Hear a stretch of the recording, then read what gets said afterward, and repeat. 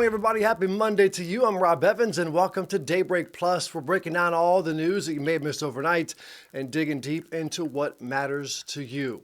And we begin with politics. Texas lawmakers in the House and Senate will be back to work this morning.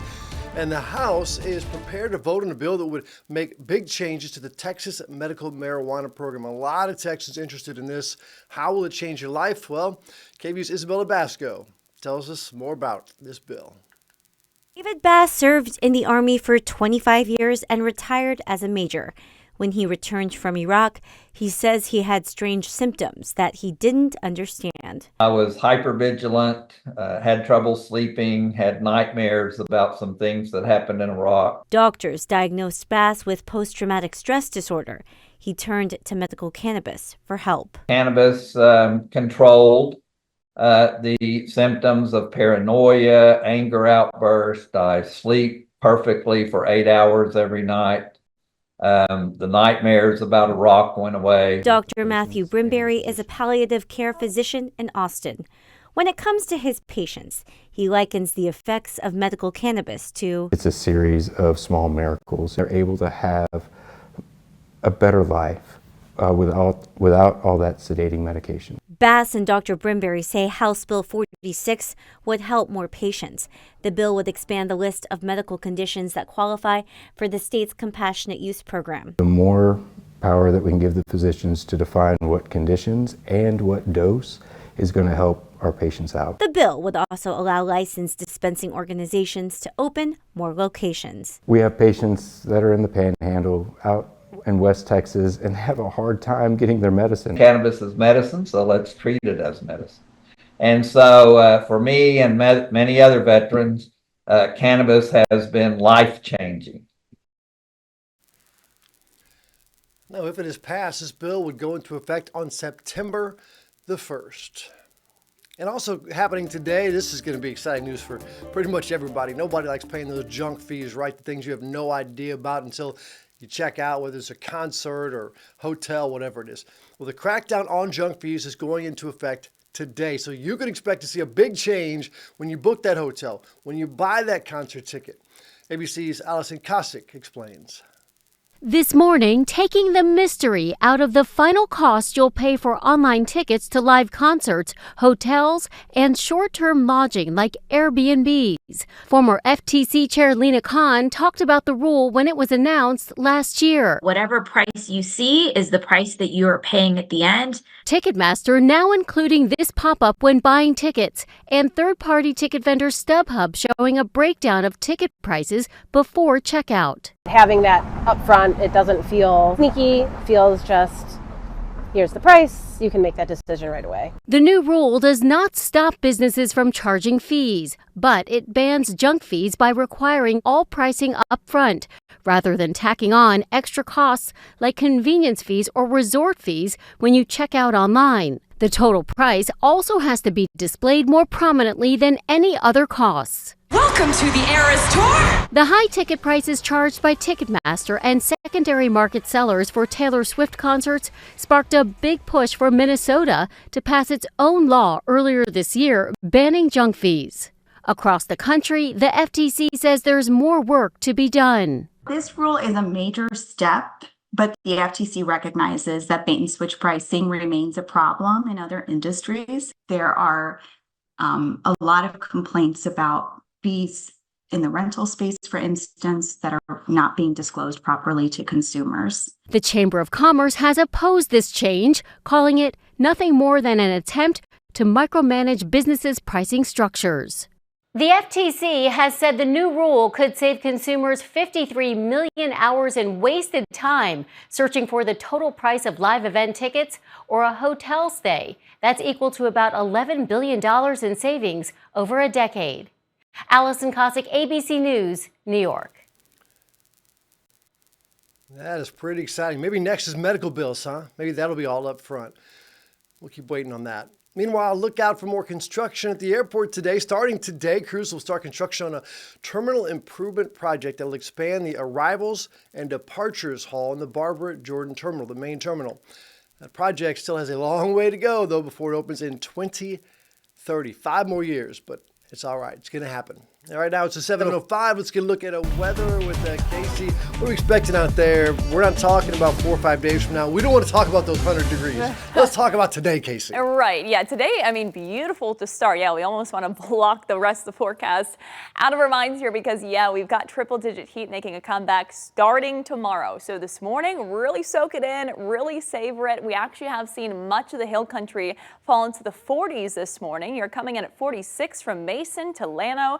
48 degrees for Johnson City and Blanco. The cool spot here being Fredericksburg at 45 degrees. Elsewhere, the I-35 corridor is fitting the 50s along with out towards the coastal plains. One of those mornings you can pull down the windows and turn off the AC as you're making your commute to work, and it should be a very comfortable at least start to the day, but it's all about the layers because by this afternoon already we're talking about highs in the 90s. Now, as far as these morning lows go next several days, notice by Wednesday, Thursday, Friday, and Saturday, we're only going to be cooling things down into the middle 70s. So we go from 50s to middle 70s, and this is going to be paired with the first round of triple-digit heat out of the year. Out the door right now, currently off to a dry start. We have some very dry air that is still funneled in from the north. That's one of the reasons why we were able to cool down quite a bit through the overnight time frame, along with that nice clear sky that we're waking up to across the area.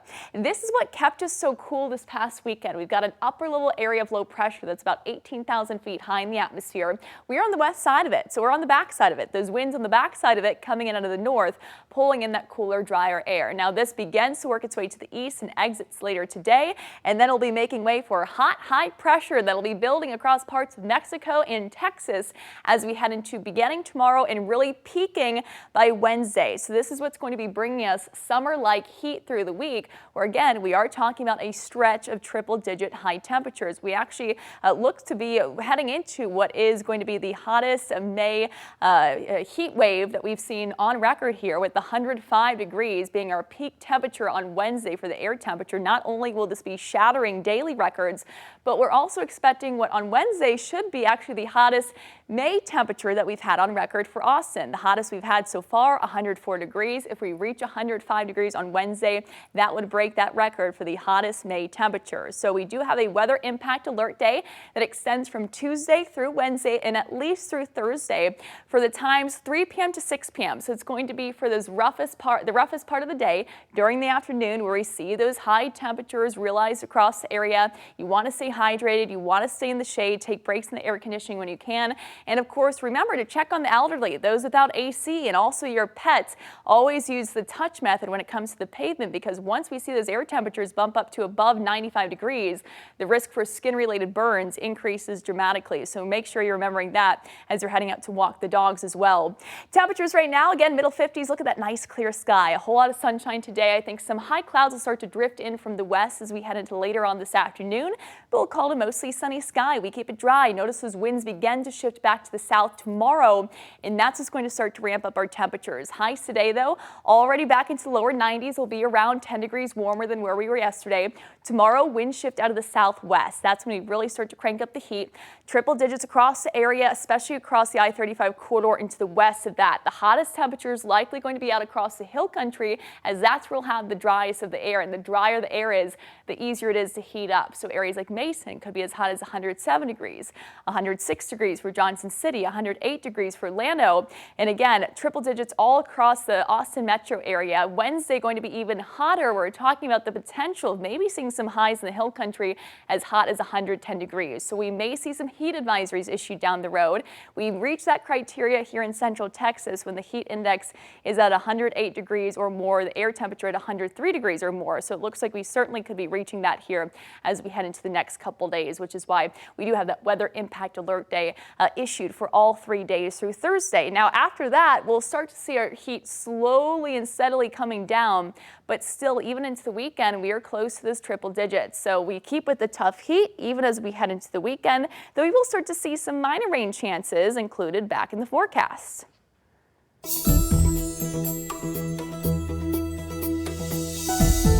And check in now also on your traffic in those drive times. We've seen some slowdowns across areas like Butte. If you're traveling north along I-35 towards downtown, that's where we have some slower spots. We've seen things slow down if you're coming in from Oak Hill, 36-mile-per-hour drive times now if you're traveling along 290. Round Rock along the I-35 corridor heading southward have also seen some slowdowns, pretty typical for this time of day. We haven't seen anything that's stop and go just yet. Manor, if you're heading from Manor towards downtown along 290, you can also expect some slow drive times there as well.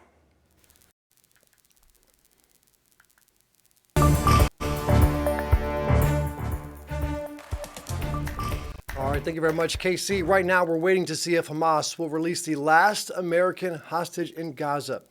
Eden Alexander has been held by Hamas since October the 9th. ABC's Christiane Cordero has more on the release being a step forward to a possible ceasefire. This morning, the last living American hostage in Gaza may be reunited with his family within hours. My name is Eden Alexander. The 21-year-old New Jersey native seen here in this Hamas propaganda video from last month was serving in the Israeli military when he was kidnapped during the October 7th attack. Hamas saying in a statement that the release, quote, will be part of the step being taken to achieve a ceasefire, open the crossings, and allow aid and relief to reach our people, end quote. The announcement comes as President Trump is set to travel to the Middle East today with stops in Saudi Arabia and the UAE.